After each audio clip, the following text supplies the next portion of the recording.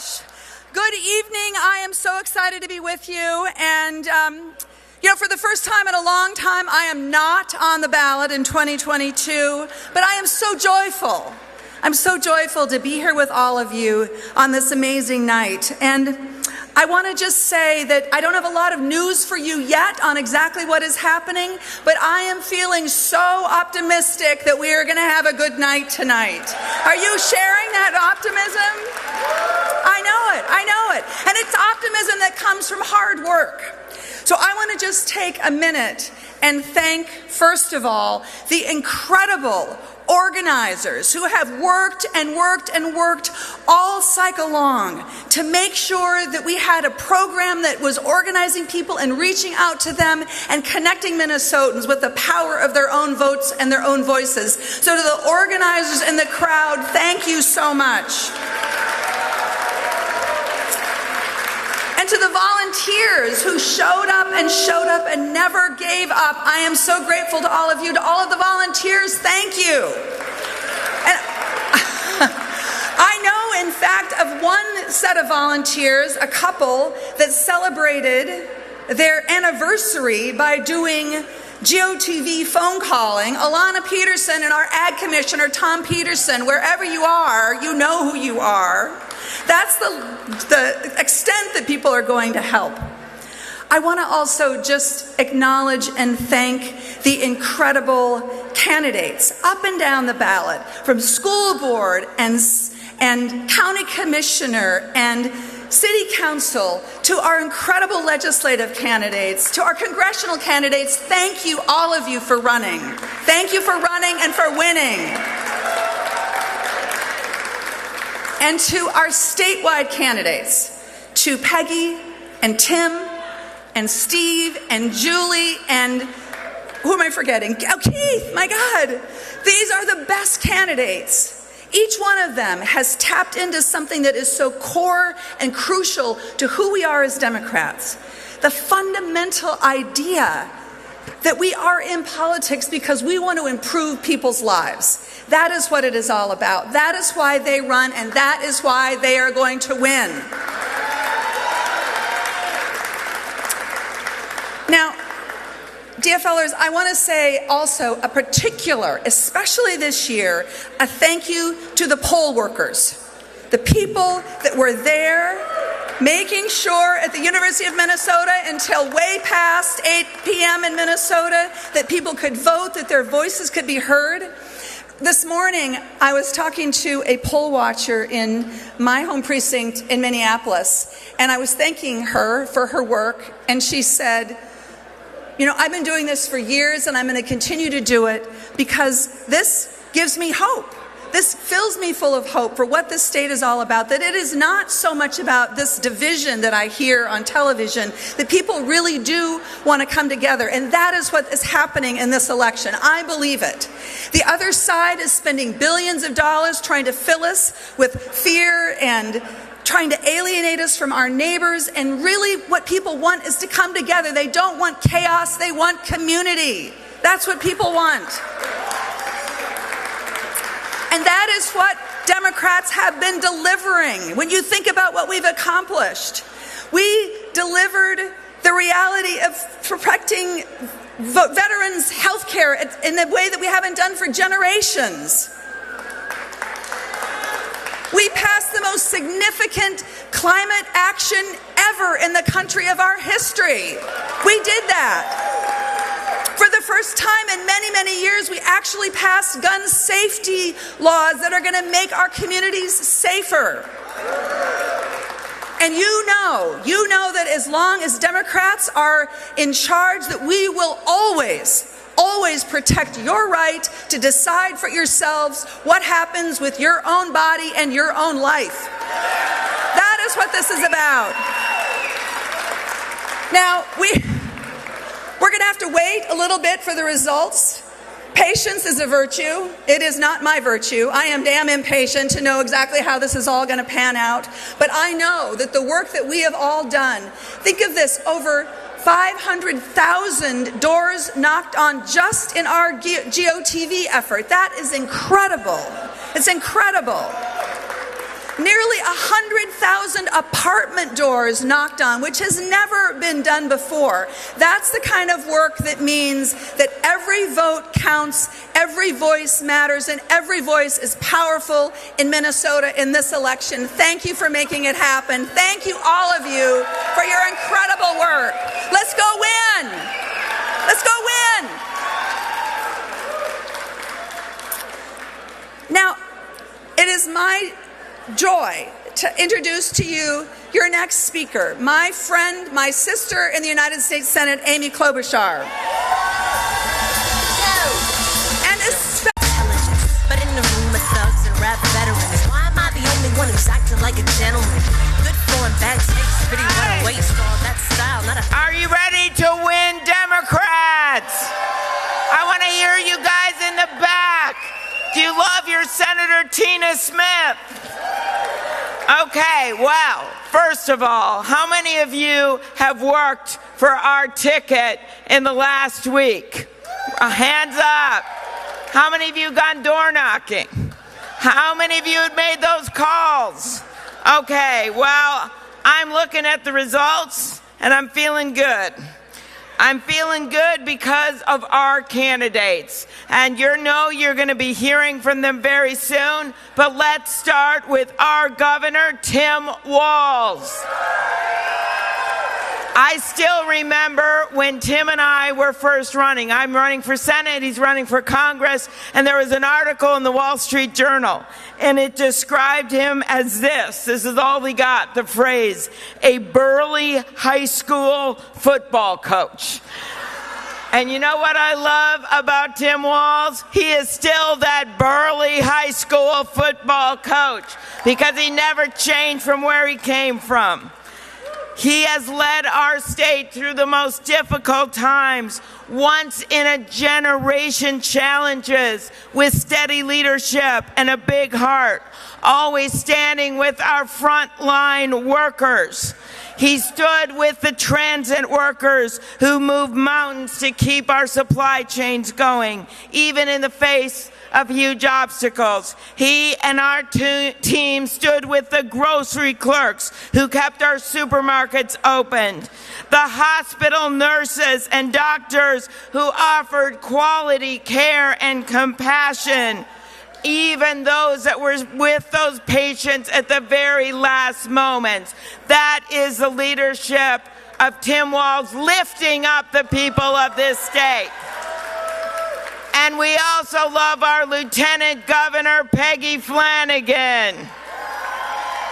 Okay, she and I and many of us have been on the road with a 22-stop tour, but she is the only one that somehow balanced the 22-stop tour and making sure her daughter Siobhan went to a birthday party. That all happened. She always said on the trail that she brings Mama Bear energy to that ticket and to our state. And that doesn't mean just being a great mom. That also means taking care of the kids of Minnesota and making sure we have a strong education system in our state. Then we have Steve Simon. I have gone all over our country and people are always saying this year we're going to beat Minnesota for voter turnout. I don't think so, because none of them have the secret weapon as a Secretary of State. Our great Steve Simon, #1 voter turnout in the country. We have Keith Ellison, a warrior for justice, who has taken on the pharma companies, who is the people's lawyer, and we are so proud of him. Then we have, last but not least on our statewide ticket, Julie Blaha, a woman who not only is a great auditor, but is the only auditor in the United States of America who won a ribbon at the State Fair Crop Art Contest. And we thank Melissa Hortman, Melissa Lopez Franzen, and our entire group of candidates for House and Senate. I've been sitting back in the green room, and one by one, we won this race, we won that race. I don't think we're going to know the results till late into the night. But I can tell you, those who predicted some kind of tsunami in this country, why don't you look at Pennsylvania, where Fetterman is ahead? Why don't you look at New Hampshire, where they just called it for Maggie Hassan? Tina and I have been working with our colleagues all across the country because we know what's on the line, not only in Minnesota, but in every state of the union. Control of the Congress has never been and never will be constant, but we are proud of our delegation, and we congratulate our candidates tonight. Dean Phillips, way ahead.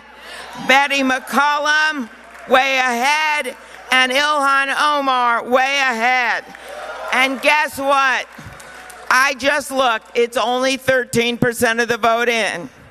But Angie Craig has taken on the biggest challenge. Millions and millions of dollars in negative ads spent against her, and right now, she is ahead.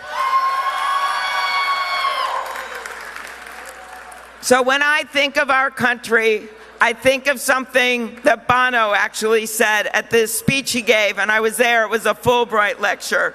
And he said this, when he accepted this award, he talked about how America is a song that's still to be written. And America, he said, might be the greatest song the world has ever heard. What does he mean by that? He was talking about the fact that the song is not yet finished. Regardless of what happens tonight, and we are feeling much better than a lot of pundits predicted, regardless of what happens, we know that we have a team that is going to go back and go to work tomorrow. And that does not mean enshrining into law tax cuts for the wealthy at the expense of everyone else. What it means is bringing down costs for families. It means bringing down pharmaceutical costs when these pharma companies have been making a ton of money off the backs of Americans. It means passing a farm bill when Tina and I get back to Washington. It means bringing down crime rates. It means taking on infrastructure, since we finally passed an incredible bipartisan infrastructure bill. And with our incredible union labor in this room, are you in the House? It means building those bridges and roads and rail and, yes, broadband to every corner of this state. That's what we're going to do when we go back to work. It means expanding child care, which has gotten harder and harder for families in Minnesota to afford. It means work family leave. It means less expensive housing. And it means when Tina and I go back to Washington, and this will happen before the end of the year, putting into law marriage equality for everyone in this country. And we've got a few other things I'd like to do before the end of the year. I'm charged with making sure we make changes to the Electoral Count Act so what happens on January 6th never happens again. And if we can push our colleagues on the other side of the aisle to get them in line where the people of this country are. By the way, look at the votes on the Roe v. Wade codification measure in Michigan right now. Look at what happened in Kansas, where, by the way, we are re-electing a Democratic governor in the state of Kansas. When we get back there, we need to codify Roe v. Wade into law. So this is what I mean by the song is not yet finished. And the very last thing I want to say to all of you is democracy. And when the story is written on some of these races that they decided were impossible to win. When the story's written, you're going to find out that for a lot of Americans, democracy was truly on the ballot. They did not want a repeat of January 6th. And for me, this is about continuing the march that I took that night at 4 in the morning with one other senator, former vice president, and just 3 pairs of young women with the mahogany boxes with the last of the electoral ballots up to Wyoming. When we had taken that walk from the Senate to the House early in the morning, it was a celebration. It was simply a ceremony. And then by the end of that night at 4 in the morning, the next day, January 7th, when we take that walk, we are walking over broken glass. We've got columns on all sides of us covered with racist vulgarities everywhere we looked. But we made that walk, and we got to the House of Representatives, and we said that day, and I vow to you today, that democracy will prevail. That is what this election is about. So I tell you, DFLers, we know it's going to be a long night. It's always a long night. But the point of this story is, whatever happens, and we are feeling good and defying the odds, whatever happens, we know we are the North Star state. We know we are the state that finds common ground when we can and stands our ground when we must. Protecting our democracy is about standing our ground. So we go forward, one nation under God, indivisible, with liberty and justice for all. DFLers, it's a long night, but we're going to win this in Minnesota. Thank you, everyone. There's a China doll in the building. Walk with the switch fire.